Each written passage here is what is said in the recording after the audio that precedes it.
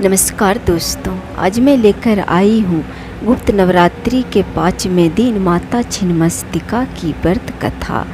गुप्त नवरात्रि के 5वें दिन माँ छिन्नमस्ता या छिन्नमस्तिका या प्रचंड चंडिका को 10 महाविद्याओं में से एक माना गया है।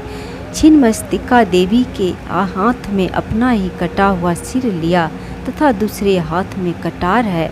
इस महाविद्या का संबंध महाप्रलय से है।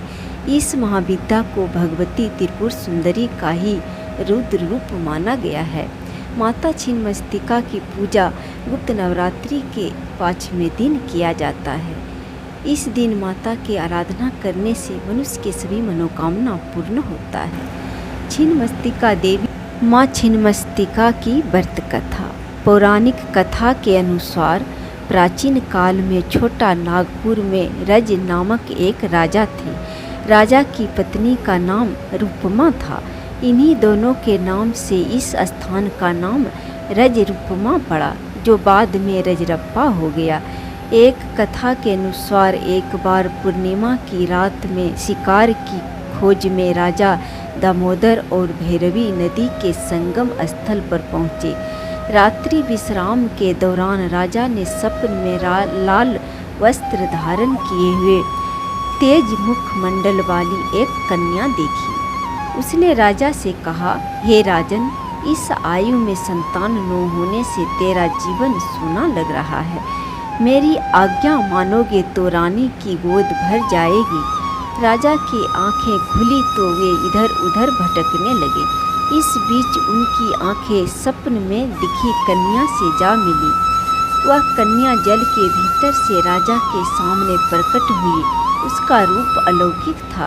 यह देखकर राजा भयभीत हो उठे। राजा को देखकर वह कन्या कहने लगी, हे राजन, मैं छिन्नमस्तिका देवी हूँ।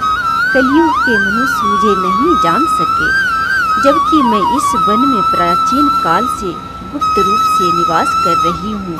मैं तुम्हें वरदान देती हूँ कि आज से ठीक 9वें महीने तुम्हें पुत्र की प्राप्ति होगी।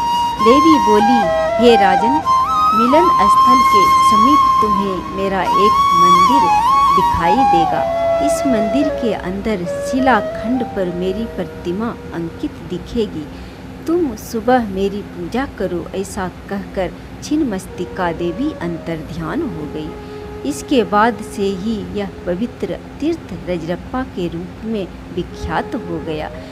जो भी रजरप्पा जाकर माता छिन्नमस्तिका के दर्शन करते हैं, पूजा आराधना करते हैं, उनका सभी मनोकामना पूर्ण होती है और किसी चीज़ का भय नहीं रहता है।